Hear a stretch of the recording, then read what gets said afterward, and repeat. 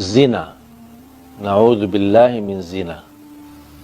Zina ini termasuk dosa besar. Zina ini bergaulan seorang laki dengan wanita yang bukan muhrimnya. Lebih besar lagi kalau wanita ini muhrimnya. Na'udzubillah min dzalik.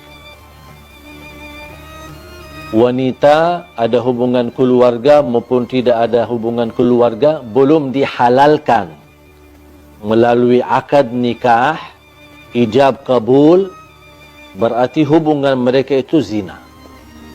Allah Subhanahu wa taala ketika di dalam Al-Quran melarang zina ini, Allah tidak berfirman jangan berzina, tetapi Allah berfirman wala taqrabuz zina, jangan mendekati zina.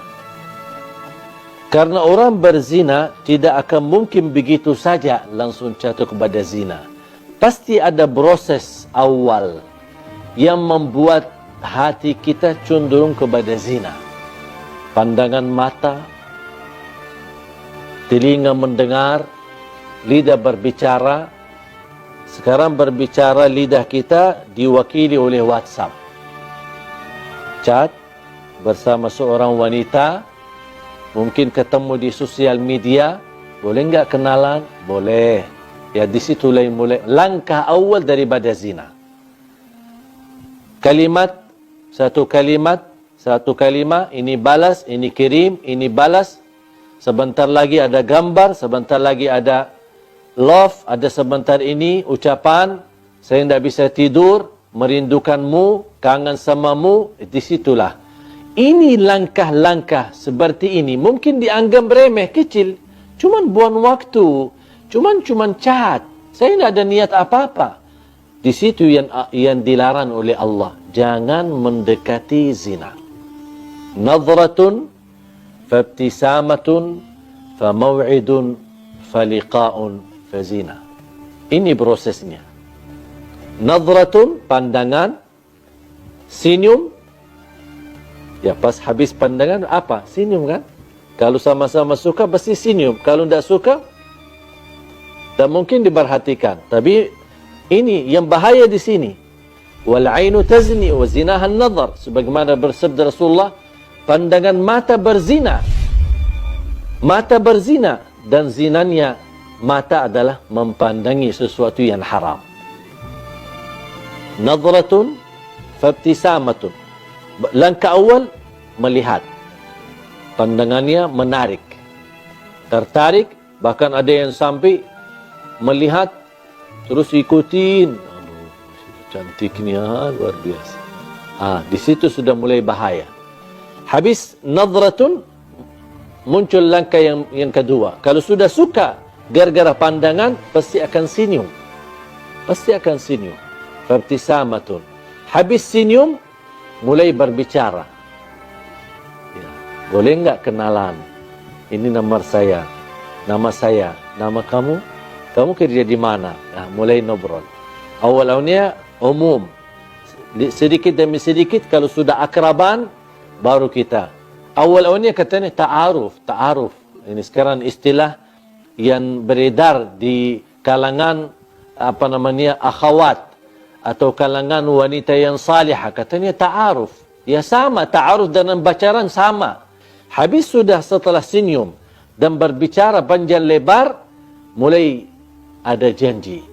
Boleh enggak kita makan di luar? Mulai ada janji. Ayo kita jalan-jalan ke pantai malam minggu, kita ke mall, kemana, ada janji. Habis janji, faliqa, pertemuan. Kalau sudah pertemuan, pasti akan na'udzubillah. Kalau bukan dilindungi oleh Allah, sudah lemah hawa nafsu, lemah iman, syahwatnya sudah tinggi, dengan proses langkah-langkah yang begitu banyak, ujung-ujungnya habis pertemuan, pasti diajak untuk bersama-sama malam hari atau tiduran bareng. Disitulah awal-awalnya dipermudahkan, dianggap remeh, dianggap enteng, biasa aja. tapi ujung-ujungnya jatuh kepada zina. Ketika sudah terlanjur berzina, baru mereka dua-duanya sadar. Dan mereka tidak mau tanggung jawab dan saling meninggalkan. Apalagi kalau terjadi kehamilan. Langsung mereka melarikan diri dan tidak ada yang mau tanggung jawab. Hei wanita, jagalah kehormatanmu. Karena kemuliaanmu di sisi Allah tergantung menjaga kehormatan. Wahai laki-laki, bertakwalah kepada Allah Subhanahu wa taala. Jangan mempengaruhi wanita untuk jatuh cinta, tapi Anda tidak serius terhadap cintaan itu untuk dijaganya dan untuk dipelihara dan untuk dijadikan mendapatkan ridha Allah Subhanahu wa taala. Mudah-mudahan kita semua dilindungi oleh Allah dari perbuatan zina, dari langkah-langkah awalnya sampai ke ujungnya jatuh kepada zina. Semoga kita dijegah diri kita dari perbuatan dosa besar zina. Semua orang dapat diampuni oleh Allah dosanya. Apapun dosa kita. Dosa zina, dosa riba, dosa sihir, sering bolak-balik ke tukang dukun, semua apapun perilaku kita dengan syarat taubat. Kalau taubat pasti diampuni Allah Subhanahu wa taala. Tapi ada satu orang yang tidak akan diampuni oleh Allah Subhanahu wa taala. Bahkan tidak akan diselamatkan dari perilaku itu. Sangat bahaya. Siapa? Yang terang-terangan menceritakan berzinahan atau kebanggaan terhadap kemaksiatannya kepada Allah Subhanahu wa taala.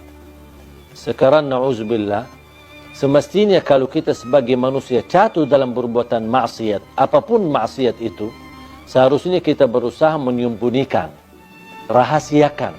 Pertama, karena malu sama Allah. Yang kedua, juga malu sama manusia. Kalau tahu orang kita adalah perbuatan dosa-dosa terus setiap malam atau setiap hari. Tetapi ada orang yang melanggar dan dia membuka hijab sifat malu. Dan tidak ada rasa malu sama sekali. Tidak ada rasa malu sama Allah dan tidak ada rasa malu sama manusia.